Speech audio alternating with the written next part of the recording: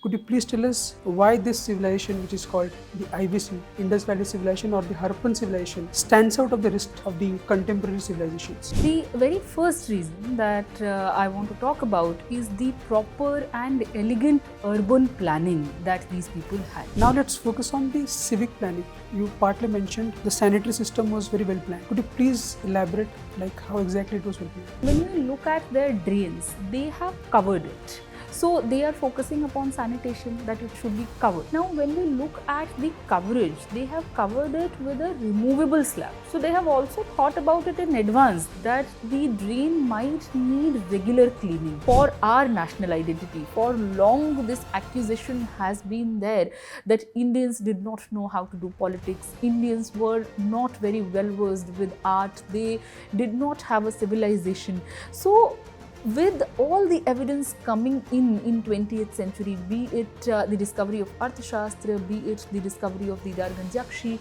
or be it the discovery of Harappan civilization, and now being proven that Harappan people were indigenous people, they are not migrating from different areas, we can very proudly say that we were that advanced in ancient times.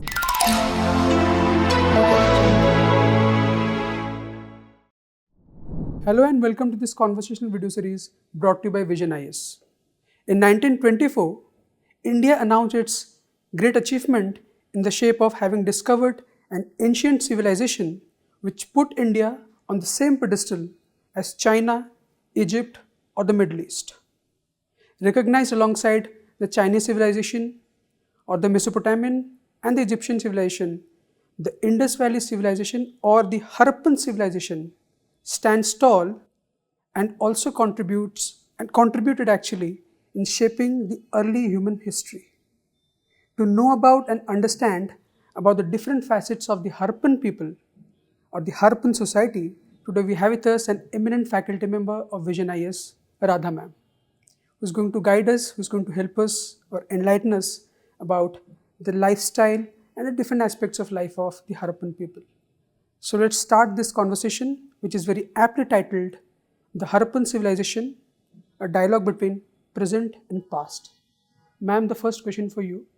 Could you please tell us why this civilization, which is called the IVC, Indus Valley Civilization or the Harappan Civilization, stands out of the rest of the contemporary civilizations? Okay, so when we are talking about Harappan civilization, it is a very unique civilization in the history of the world, and there are multiple reasons behind that. The very first reason that I want to talk about is the proper and elegant urban planning that these people had.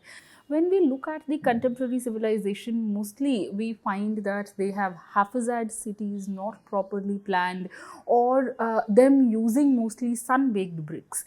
When we are coming to Harappan civilization, when we are looking at their cities, the very prominent part which stands out is a two-way city planning. So what these people are doing, they are dividing their cities mostly in two parts, except the exception of Dholavira.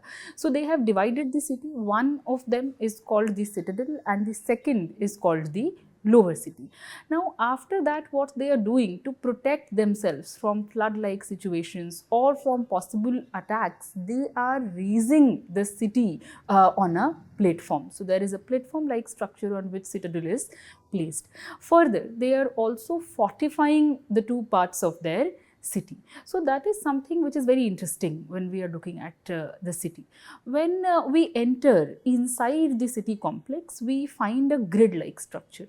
So there what they have done, they have very meticulously made their roads in a way that they are running parallel to each other, one thing, and second, they are also cutting each other at 90-degree angle.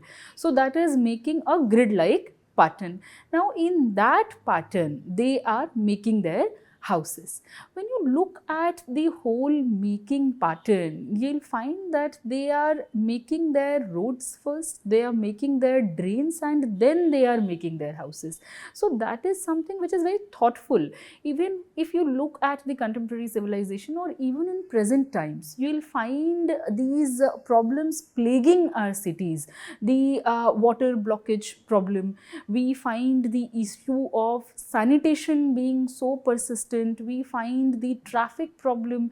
When you look at their cities, the roads are so wide that two bullock carts could have passed at the same time. So this kind of thought process that is going behind in making of Harappan cities or planning of Harappan cities, that is something that makes it very unique.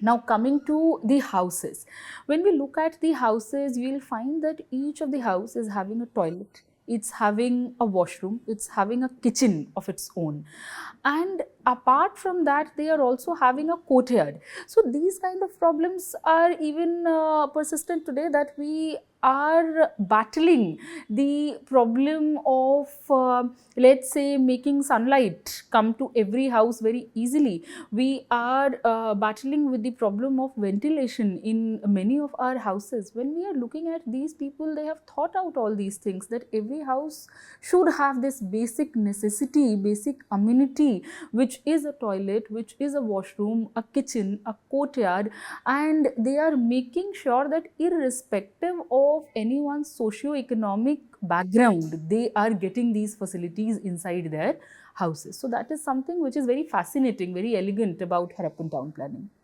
You gave us a very detailed picture of how a Harappan house would have looked like that time.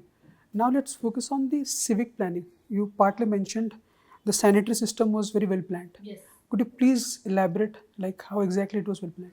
Okay, so here we can talk about two things. One is drainage system, which is giving us an insight into the focus on sanitation, and the second is their water management system. So let us talk about it one by one. When we are looking at their drainage system, so they are carefully making a bigger drain alongside the roads, and then they are connecting the smaller drains of the houses with that bigger drain. So that is how they are channelizing the whole system of drainage. Second thing, when you look at their drains, they have covered it. So they are focusing upon sanitation, that it should be covered.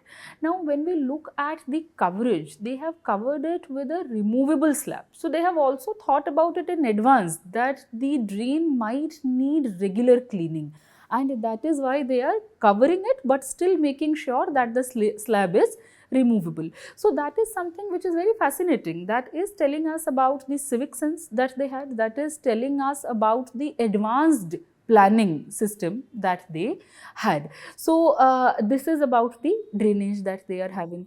Apart from that, you will see when we are looking at their toilets, they have small cesspits in each of the houses, and those cesspits are connected with the larger soakage pits inside the drain. So again, this is also something that they have thought about in apart from the water management system. Now when we are coming to their water management system in detail, one very unique thing that you will find that is not a part of any of the contemporary civilizations, that they are making available water inside the city premises for everyone. So we find wells, private wells inside some of the houses. We also find some of the public wells. So there must have been people who are not socio-economically privileged enough to afford a well of their own. So for them, they have made public wells so that people are getting water inside the city premises. They don't have to go to the river and fetch water for themselves every day. Again, this is an inspiration for us even today, be it in terms of drainage, be it in terms of sanitation, be it in terms of water management, that these basic things have been made available for every city dweller. If you talk about, so there is also this problem of groundwater. There are some areas where we cannot make wells viable for everyone. So for example, city like Dholavira. So there you are going to find an artificial water management system where they have created artificial lake system to fill the water when it's raining, and that can be used afterwards. Thank you so much, ma'am. Now we are talking about people who had already attained engineering and architectural excellence. We'd also like to know about the other side, the softer side of the people, like how was the society then, the governance, religion and culture? Okay, so this is a question which requires a very elaborate answer, as you have asked about the multiple facets of Harappan people. So, when we are looking at, let's say, their governance system, so we have just talked about the advanced city planning, and if you go to any of the Harappan cities, so it's a civilization which is actually expanded upon a very large geographical terrain, and these things are present almost in every Harappan city. This is something which is common. So when we are looking at such uniformity in the sense of town planning and such advanced way of planning, we can be very sure that there must have been a particular body to make sure that things are going this way. Now, what is the debate is upon the nature of this governing body, whether it was governed by a monarchical system as we see in Egyptian civilization, or it was governed by a group of priests. Priests were dominating as we see in the context of Mesopotamia, ziggurats were very prominent there, or the system was something different when we are talking about Harappans. So there is one very prominent problem here, that we are still not able to decipher the script. So even when we do have the literary source, we are not able to study it. So we have to rely largely upon the archaeological evidence. So one interpretation has been that Harappans probably had a monarchical system. Now, if we are talking about the monarchical system, how can we say that? There is a pillared hall, remain of pillared hall, that we have found from Mohenjo-daro. Now, based on that, it has been said that Harappans probably had a monarchical system as the Egyptian had. But when we are looking at Harappan sites, we don't find remains of palace. When you look at their society, it is a very uniquely peaceful civilization. These people are not having war weapons. These people are having tools to help them with their daily chores. So when we are looking at it, it is a civilization which did not prosper out of war. It is a civilization which is not bearing remains of a monarchical setup. So that is something which can be ruled out, though there are people who still believe in that, but the possibility can be ruled out based on the archaeological evidence that we have. Now, the second possibility can be of being ruled by a group of priests. So for that, what do we have as evidence is a statue from Mohenjo-daro again, which has been identified as a statue of either a priest or a king. There is this great bath from Mohenjo-daro, which has been cited as the importance of ritual in Harappan civilization. But when we look closely, we find absence of temples. When you look at Mesopotamian civilization, we see that there are ziggurats. So there were very big temples. The term that is used is ziggurat. So they had ziggurats which are clearly telling us that the society is being dominated by priests. In the context of Harappan civilization, we don't find any temple remains as well. So again, that possibility can also be ruled out based on the archaeological evidence here. So the only possibility that remains here is probably being ruled by a group of merchants. So they did have a particular governance system, but the debate is still there. Even today, we cannot say it for sure that it was the group of traders. It is a possibility that we can think about, since Harappan civilization developed based on long distance trade with the contemporaries. So it might be a possibility that there must be a group of traders. So that is the governance part that we can talk about. Now, coming to society. So the very beautiful, very elegant part of Harappan society is that they are providing things of basic amenity to everyone. Think about it. When we are looking at the contemporaries, there are Egyptians who are building huge pyramids, who are building beautiful palaces. So those things also have their own merit. But when we look at common people, what are they getting? That is also a question which one should pose. Coming to Mesopotamia, we find large palaces, we find huge ziggurats. But when you come to Harappan civilization, you find a stark absence of palaces, of temples. Where are they spending their wealth? They are spending their wealth in providing people things of basic amenity, providing toilets, providing water to everyone. So that is a very interesting part about Harappan society. That is one thing that stands out when we are looking at this society. Second thing that we can talk about, see, there is also this confusion. Even when people, whenever people look at this side, that Harappans are providing things of basic amenity to everyone, they instantly imagine that the society was equal or the society was egalitarian. But when we are looking at the society, it was not equal. Why are we saying that? How can we say that? That is another question.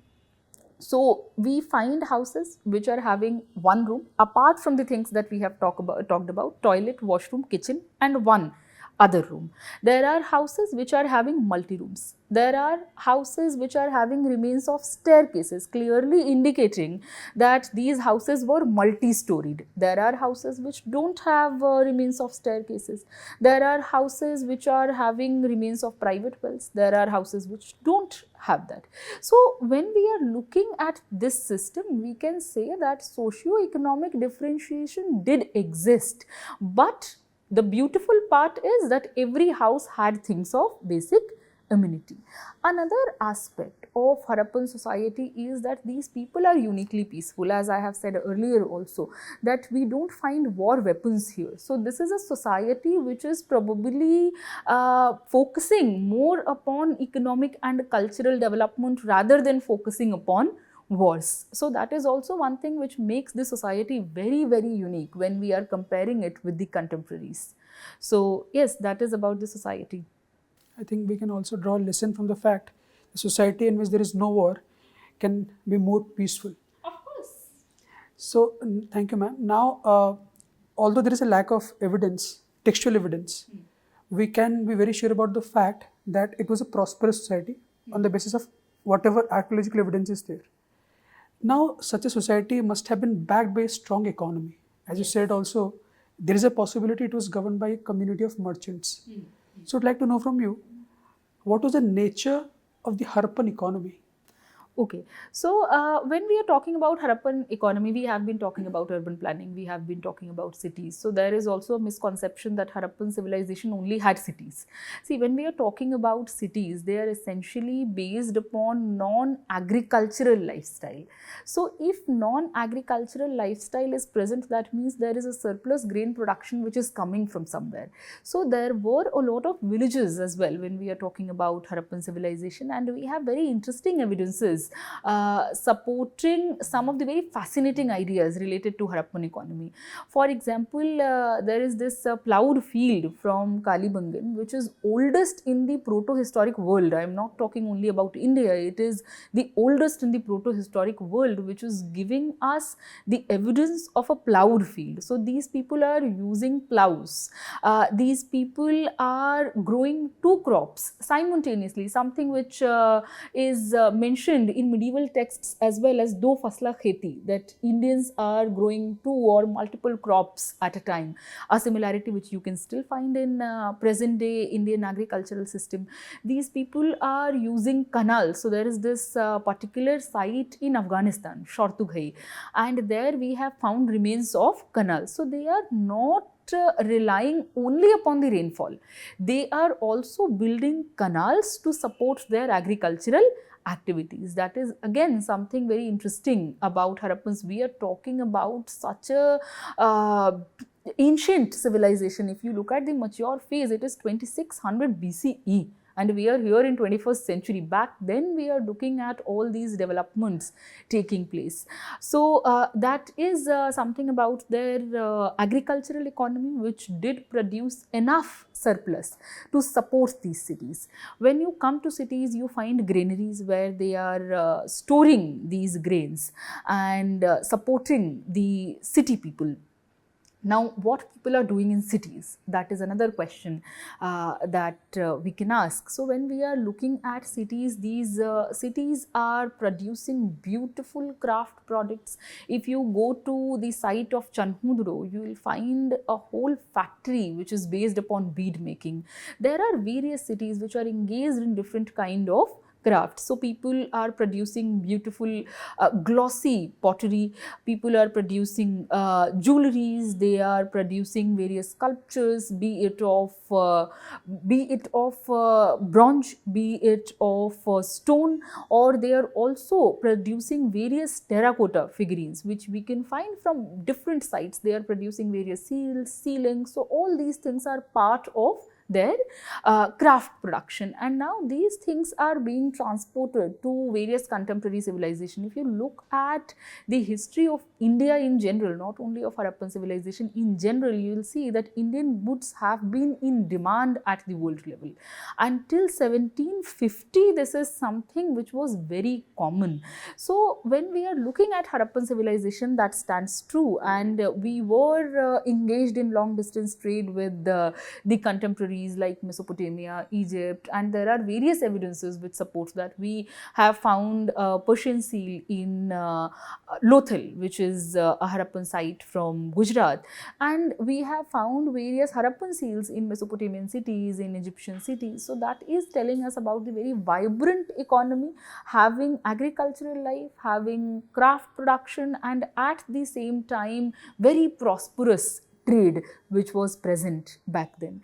And when you look at all these things, it also gives you a sense of their culture. When we are talking about craft, when we are talking about them producing bronze sculptures, so the Harappan dancing girl, it is being made using the lost wax technique, something which is still common. If you look at Dokra metal craft, the very same technique is being used even today to make bronze sculptures, and that has been something which is part of our development throughout, be it in Gupta period, be it in Pal period, be it in Chol period. We find bronze statues being sculpted using the very same technique. So there are traces which are still present in our contemporary society. So, ma'am, so far the picture is very rosy. The economy was very vibrant, as you said. The society was also a very healthy society. It adopted many modern values. So, what happened all of a sudden? Although there is no instance of war, what happened to the Harappan society? Did it suffer any decline? Or? Okay, so this is a very interesting and very pertinent question to ask. When we talk about any civilization, any culture, or any empire, it is not built in a day. It's a very famous saying also, Rome was not built in a day. And it applies to every culture, every society, that it takes a long time for a society to develop. There is the period which represents the peak phase, and there is also a period of decline. So when we are talking about Harappan civilization, it took centuries to decline. It took centuries to build this particular civilization. There was this peak phase, and then from 1900 BCE you see a phase of decline. Now earlier there was this theory of Aryan attack, and it was believed that it was due to Aryan attack that Harappan cities have declined, but it does not have ample evidences to support this very idea.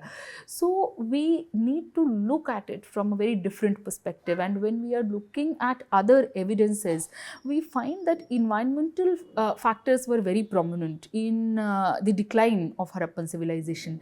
So let's say a river is changing its course. So some places will be flooded, and at some places you are going to experience drought. So in both the cases, the agricultural economy is going to suffer. When agricultural economy is going to suffer, surplus production will not happen. If surplus production is not reaching the cities, what will happen to the cities? If we are sitting here in a city, if grains are not going to come here, are we not going to move towards our villages? That is something which is very basic, and this is something which is happening to Harappan civilization as well. There are environmental factors, there are factors related to decline in long distance trade. Mesopotamia is also declining, Egypt is also declining. So if the whole civilization is based upon long distance trade, and the civilization with whom you are trading, that is declining, that will also lead to a phase of decline. So there are various environmental factors which have actually caused the decline of Harappan civilization. But at the same time, we need to understand that the nature of the civilization is changing. As I said, that we are going to move back to villages if we are not getting food products in our cities. This is exactly what is happening to Harappan people. They are going to adapt a rural lifestyle. So people are not going to die. The nature of civilization is going to change, and when ruralization is happening, you will find correlation with various chalcolithic sites as well, where we find traces of Harappan layer as well. Now, taking into consideration the extent of the civilization, the geographical extent, it was very vast. But we call it the Harappan civilization, Harappan culture, or the Indus Valley Civilization.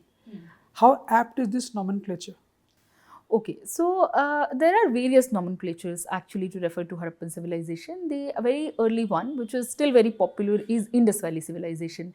Reason being, when Harappa was discovered, that was the first site to be excavated. Various other sites were excavated along with the Indus Valley, and that is why the name became very prominent, Indus Valley Civilization. In later years, when various excavations are happening, we found various sites to be situated on Ghaggar river basin, which is also referred to as lost Saraswati river. So there are various sites along with Ghaggar Hakra river also. So there are people who started calling it Ghaggar Hakra river civilization or Saraswati river civilization. There are different sites, for example, the site of Daimabad, which is neither on the bank of river nor on the bank of Ghaggar Hakra. So what name should we use? In archaeology, there is this convention that we name any civilization or culture after the name of first site which was excavated. So Harappa was the first site to be excavated, and that is why a very apt name based on archaeological convention would be to call it Harappan civilization. Now, because of the modern technologies that we're adopting, we're still discovering many more sites, Harappan sites, and one such site is Rakhigarhi, which is of great importance. Yes. Could you, ma'am, please shed some light on the importance of Rakhigarhi? Why is it in the news most of the times? Okay, so there are various reasons behind it. One reason that I would like to emphasize upon here is the skeletons which have been found from the site of Rakhigarhi. So there has been a huge debate surrounding the origin of Harappan civilization as well as the decline of Harappan civilization. Now, when we are talking about both the aspects, there is this idea that the civilization emerged out of the diffusionist way. What do we mean by that? So there was this idea that there were ideas, there were people who migrated to Indian subcontinent and they came along with the ideas of civilization, and due to that Harappan civilization developed. There have been scholars who have refuted this very idea, and they have argued that Harappan civilization is a product of evolutionist theory. That means we have evolved over time. So there were people who were hunter-gatherers here in this very land, and these people started practicing agriculture, and by that we became more and more advanced, and we reached the stage of Harappan civilization. Now, when we have found the skeleton from Rakhigarhi, the DNA analysis clearly shows the similarity with South Asian people. Now, based on this scientific and archaeological evidence, we can refute more strongly the idea of diffusionist theory, and it is a very proud moment, very proud thing for India, because Harappan civilization is very, very important for not only history but also for our national identity. For long this accusation has been there that Indians did not know how to do politics, Indians were not very well versed with art, they did not have a civilization. So with all the evidence coming in 20th century, be it the discovery of Arthashastra, be it the discovery of the Darganjakshi, or be it the discovery of Harappan civilization, and now being proven that Harappan people were indigenous people, they are not migrating from different areas, we can very proudly say that we were that advanced in ancient times. Now, one last question, which will definitely justify the title of this conversation. Yes. Harappan civilization, a dialogue between past and present. So, are there any traits or any of the aspects of the Harappan life that we're still following? Is there any continuity? Okay, so to answer this question, I'll have to talk about Harappan religious and cultural practices first. So, when we are looking at their ritualistic practices, we come across them being polytheistic people. They were worshipping Mother Goddess, they were worshipping Pashupat Shiva, which is identified as proto Shiva. So there is this male deity who is sitting in a yogic position surrounded by various animals. They were worshipping the deity, they were worshipping various trees, one of them being very common, people tree. There are evidences of sacrificial pits. You recently mentioned the site of Rakhigarhi. We have found the evidences of animal sacrifice from that site. They had probably a great bath used. So there is this great bath which was probably used for ritualistic practices. We have found evidences of phallus worship. When we are looking at all these things and you connect it with present day Hindu religion, you will find various continuities. We still worship Shiva, we still worship phallus. So the worship of linga and yoni, that is very prominent in Hinduism. You will find evidences of worship of trees, again people tree being very common. You will find worship of Shakti, that is female deity. So there we are finding the worship of Mother Goddess. Today we are still worshipping Shakti. So that is something which can definitely be seen as a continuity. If we are going with the idea of the great bath being used for ritualistic purpose, again in present day temples you will find the presence of Kund. So that is again used for ritualistic purpose. So that is again something which is a continuity. If you look at Harappan dancing girl, you will find the presence of Dokra metal craft today. So using the very same technique. When we look at the agricultural practices, so simultaneously growing various crops. So from Kalibangan we have the evidence of simultaneously growing 2 crops, still very prevalent in India. So when we look at their practices, be it in terms of their basic lifestyle, growing various crops, using certain methods, be it in their craft production, be it in the kind of clothes that they are wearing, because we have also found remains of clothes. So those kind of cotton clothes with that print is still very common today. In their ritualistic practices, you will find huge continuity that I just discussed about. So when you are looking at Harappan civilization, it is very unique in this context also. If you look at Egypt, if you look at Mesopotamia, if you look at Greece, you will not find that kind of continuity. When you look at Indian culture, so the idea of diversity that is present here, the idea of assimilation with continuity, that is something which is very beautiful about Indian culture. Various people have come here, various people have settled here, they have come here with their own culture and made it a part of Indian culture. Still, these roots remain even today. So that is something that we can understand as a dialogue between past and present. Thank you so much, ma'am, for your valuable time, for taking us back to time period which is far away, and we can end the conversation here. So dear viewers, we hope you liked the session. You got to know about so many things about the Indus Valley Civilization, and you can use the important points while writing a beautiful answer if it's ever asked in GS paper 1. And other viewers must have also enjoyed the session. We'll keep coming up with more such important interesting topics. Thank you so much. Wish you all the very best.